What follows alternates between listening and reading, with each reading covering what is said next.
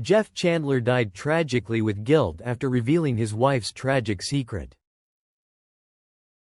Jeff Chandler was born Ira Grossel on December 15, 1918, came into the world as the only child of Jewish parents in Brooklyn, New York. His mother, Anna, née Herman, and his father, Philip Grossel, were first-generation Jewish immigrants, shaping Chandler's early life with the values and culture of their Eastern European heritage. However, his childhood was marked by personal challenges, as his parents separated when he was still a young boy. This separation led to him being raised primarily by his mother, Anna, who worked hard to provide for him. Chandler's relationship with his mother was a cornerstone of his early life, as she instilled in him a sense of discipline, resilience, and an appreciation for the arts. Brooklyn, known for its vibrant mix of cultures, provided Chandler with an environment rich in diversity, influencing the versatility that would later mark his career in entertainment. Chandler's interest in acting blossomed while attending Erasmus Hall High School, an institution known for producing many prominent stage and film personalities. His school was a nurturing ground for young talents, offering opportunities for students to participate in plays and gain exposure to theater at a formative age. He actively participated in school productions, refining his craft in front of live audiences. One of his schoolmates, who would later become a famous actress, was Susan Hayward. Their shared experiences at Erasmus Hall likely planted the seeds of camaraderie and professional ambition, as both went on to achieve considerable success in Hollywood. Chandler's involvement in these early stage performances ignited a passion that led him to pursue acting more seriously.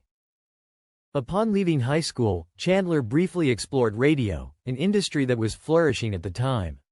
Radio provided him with a platform to develop his voice acting skills, which would later become an asset in his career. His deep, resonant voice became one of his trademarks. However, Chandler was eager to work in live theater, where he could engage directly with audiences and explore the nuances of performing on stage.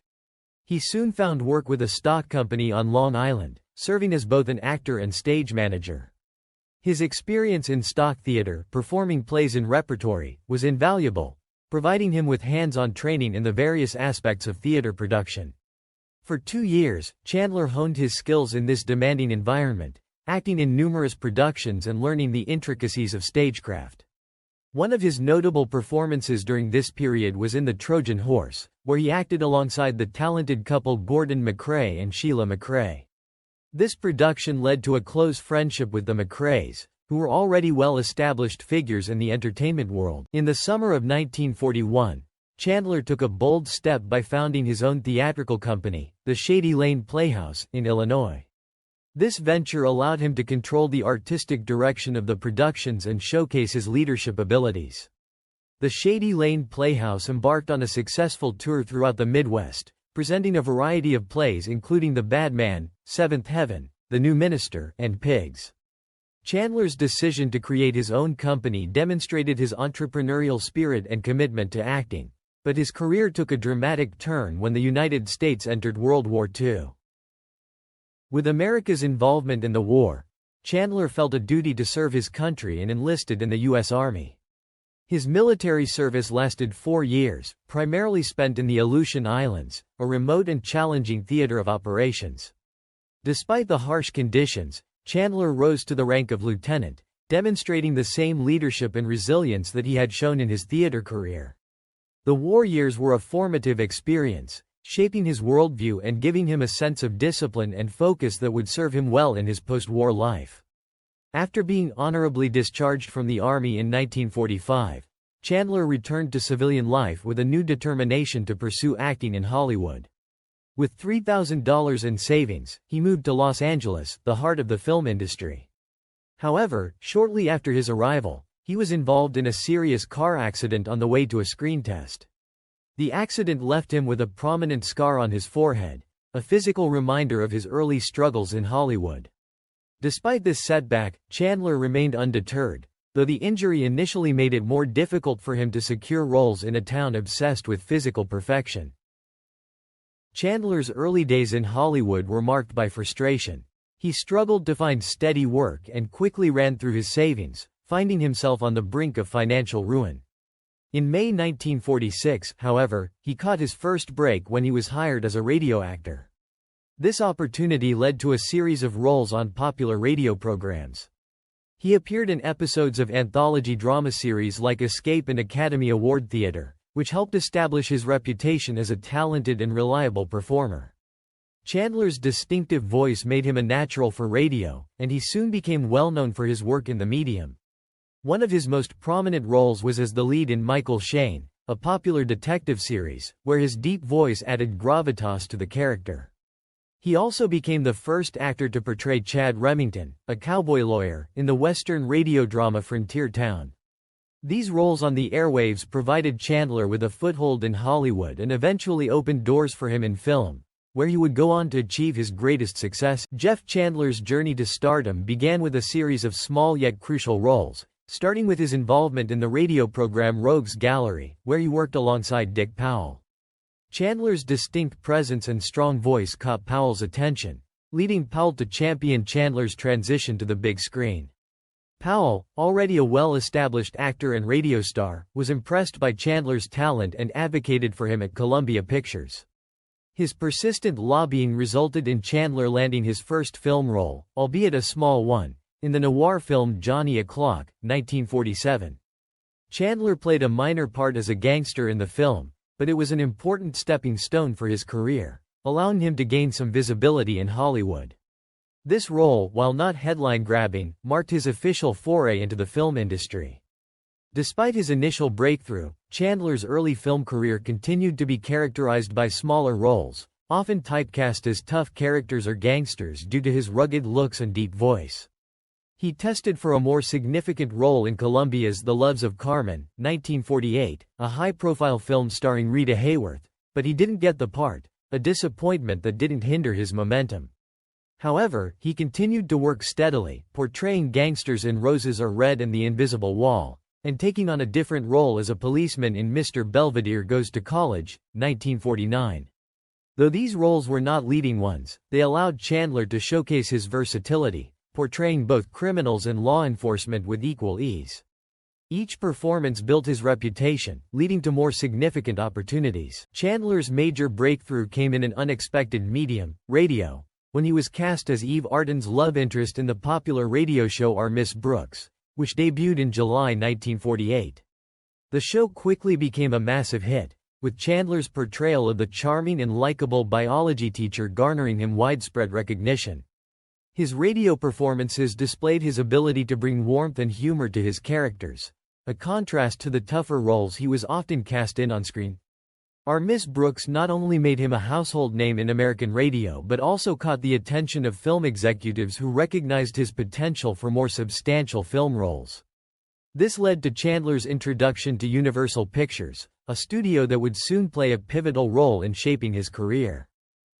Universal was in the process of casting for Sword in the Desert, 1949, a film about the Israeli struggle for independence, and Chandler's voice and presence seemed perfect for the role of an Israeli leader. Impressed by his work on the radio, Universal cast Chandler in February 1949. His performance was so compelling that partway through filming, the studio signed him to a 7-year contract, a significant vote of confidence in his potential as a leading man.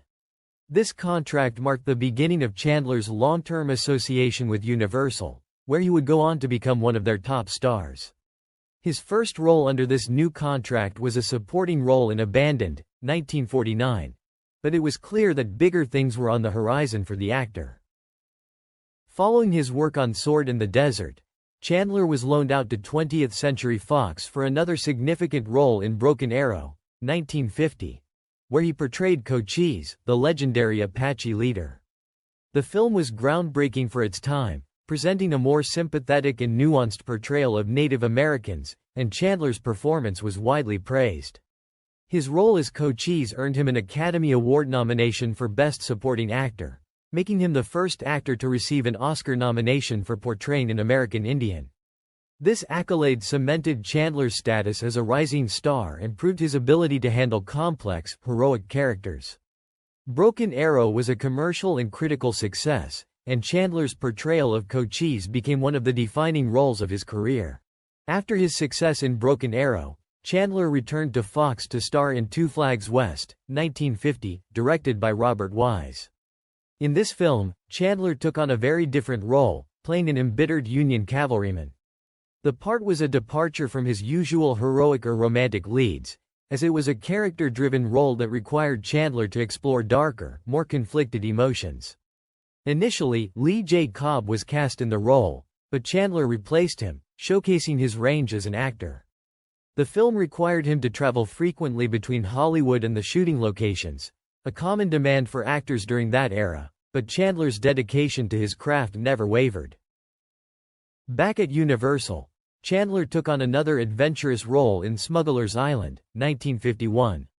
This character was closer to Chandler's real-life persona, as he later admitted in interviews, and it allowed him to inject a bit more of his own personality into the role. Hollywood, however, often saw him differently. Studios frequently cast Chandler in roles of various ethnic backgrounds due to his distinctive features. His sharp, angular face with pronounced cheekbones made him a versatile figure, suitable for a wide range of characters across different nationalities. His ability to adapt to roles of diverse backgrounds became one of his defining characteristics in Hollywood, and it contributed to the widespread appeal of his career. In 1951, Chandler reunited with 20th Century Fox and director Delmer Daves for Bird of Paradise, in which he played a Polynesian chief. Chandler himself acknowledged that this role was somewhat of a variation of his earlier portrayal of Cochise in Broken Arrow, but it demonstrated Hollywood's reliance on his versatility. Bird of Paradise was one of the last films Chandler made outside of Universal for several years, as he continued to cement his place as one of Universal's top stars. Back at Universal, Chandler was cast in the title role of Iron Man, 1951, a remake of a Lew Ayres film about a boxer. Chandler embraced the physicality of the role and the challenge of portraying a tough yet vulnerable athlete. It was one of several films that Universal designed to showcase Chandler's masculinity and appeal as a rugged leading man.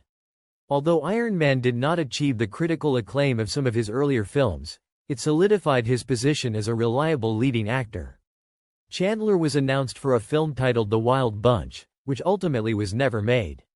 Instead, he starred alongside Maureen O'Hara in Flame of Araby, 1951, playing yet another foreign character, this time an Arab chief.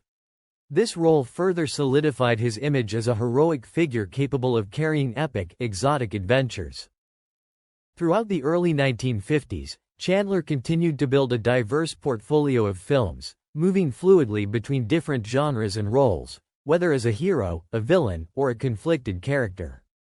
His chiseled features and commanding presence allowed him to inhabit a wide range of characters, making him one of the most versatile actors of his era.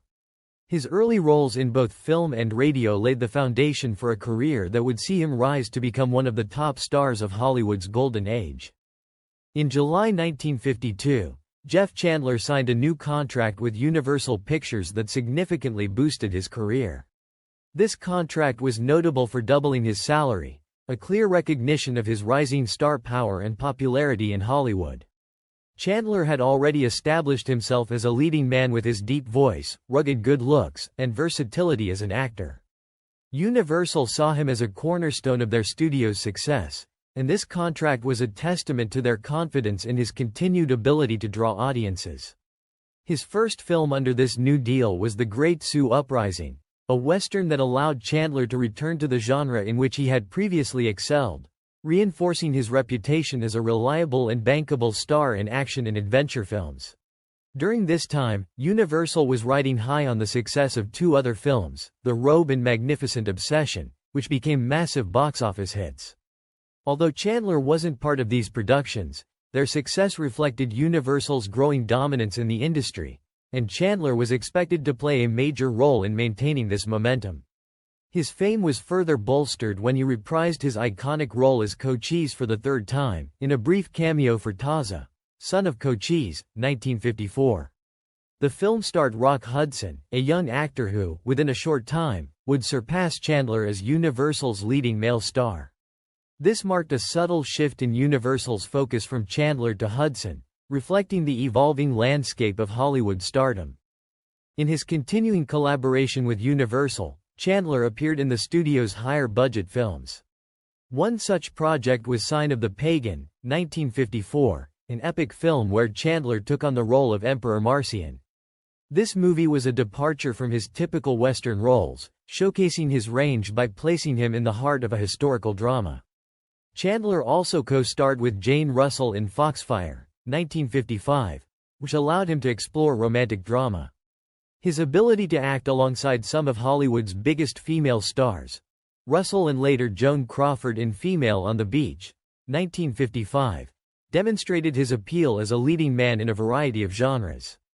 Around this time, Chandler also ventured into the world of music, releasing records that added another dimension to his multifaceted career. His deep, melodious voice, which had already served him well in radio before his film career, lent itself naturally to recording, and he found some success in this arena as well. After years of being synonymous with Universal Pictures, Chandler branched out to work with other studios. He made Gene Eagles, 1957, for Columbia Pictures, co-starring with Kim Novak. The film was a biographical drama about the legendary actress Gene Eagles, and Chandler's performance alongside the rising star Novak was well received. Following this, he returned to Universal for two more films. The Lady Takes a Flyer, 1958, with Lana Turner and Raw Wind in Eden, 1958, with Esther Williams. These projects solidified his standing as a major Hollywood star. In fact, by 1957, a motion picture exhibitor poll ranked him as the 10th most popular male star in the United States, underscoring his consistent appeal to audiences.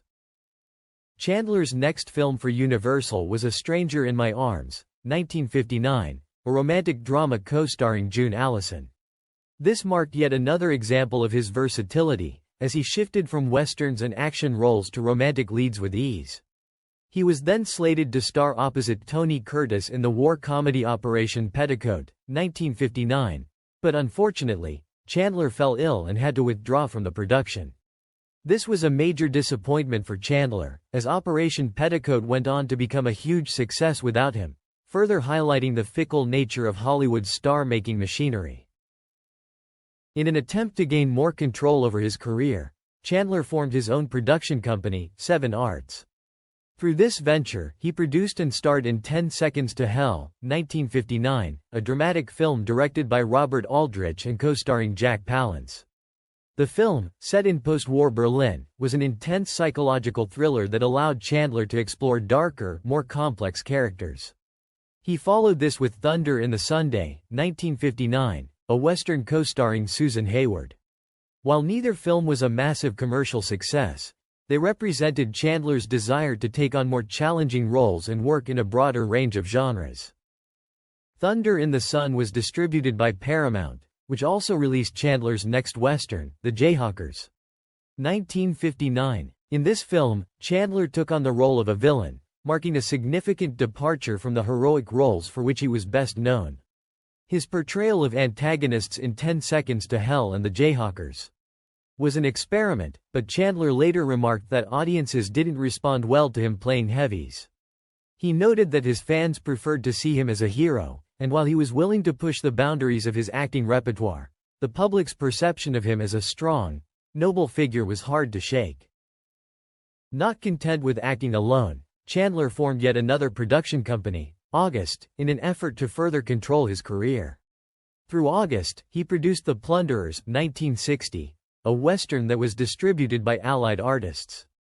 The film was well received, and Allied was so pleased with its performance that they requested Chandler to make 3 more films for them.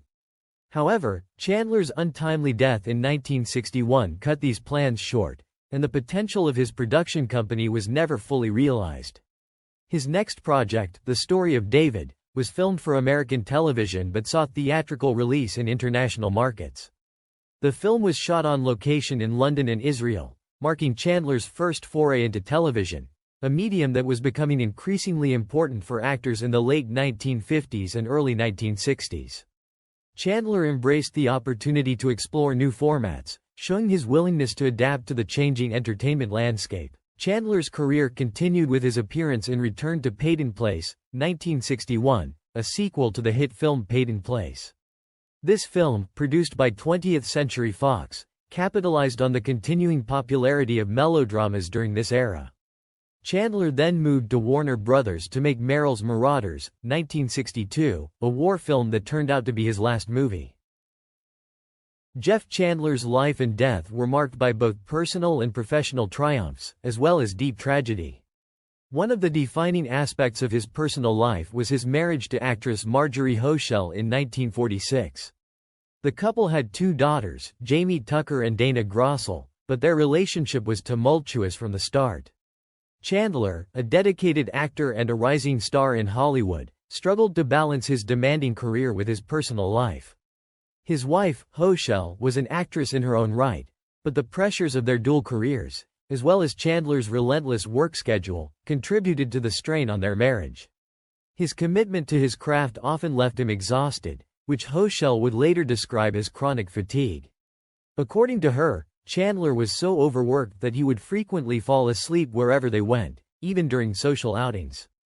This disconnect between them grew over time, leading to separations in 1951 and again in 1954 before they finally filed for divorce in that same year. Despite their marital problems, the divorce proceedings were drawn out, and Chandler's personal life remained turbulent.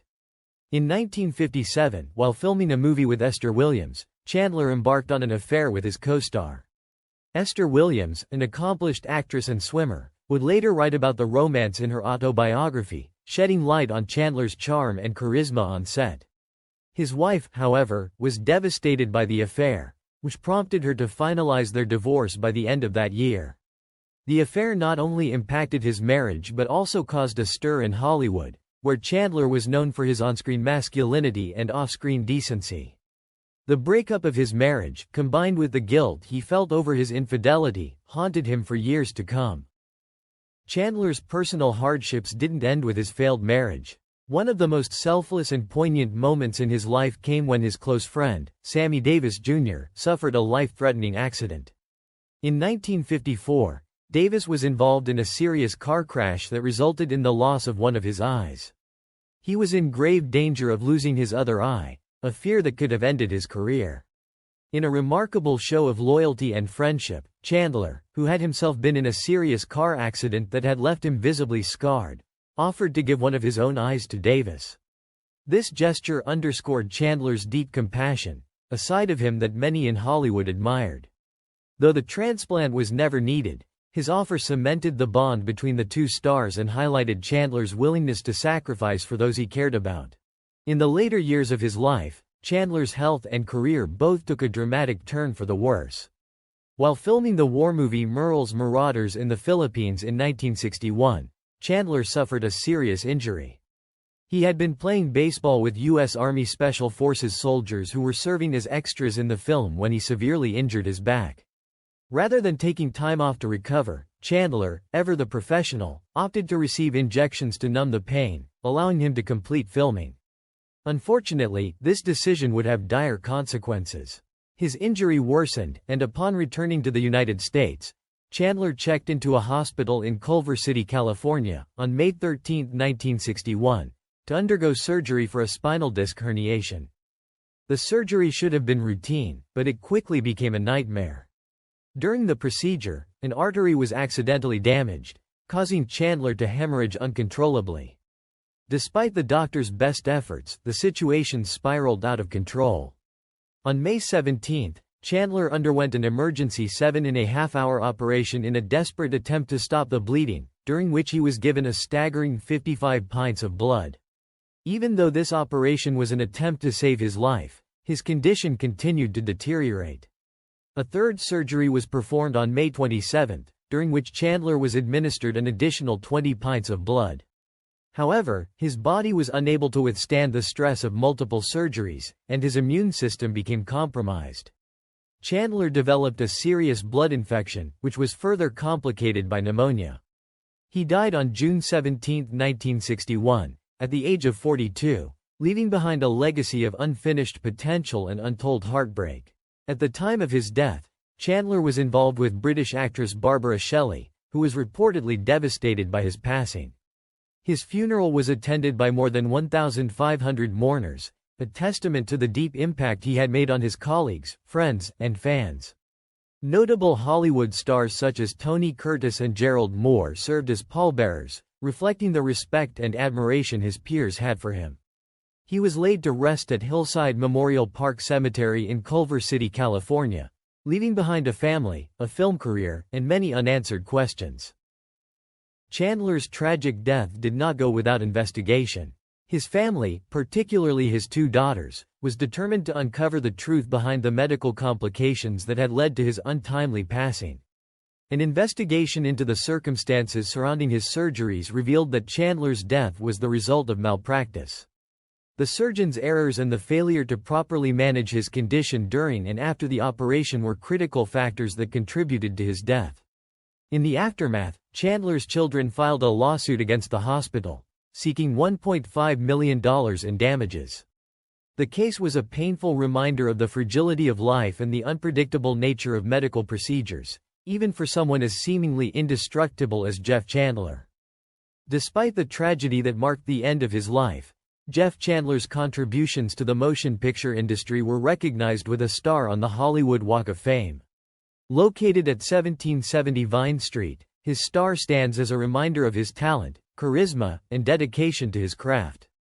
Chandler was a man who had it all: success, fame, and talent. But his life was also filled with personal turmoil and physical suffering.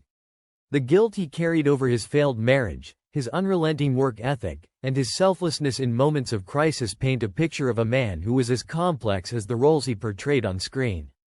Though his life was cut short, Chandler's legacy endures, remembered not only for his rugged good looks and powerful performances but also for the deep, personal struggles that made him a tragically human figure. Tragically human figure. Tragically human figure. Tragically human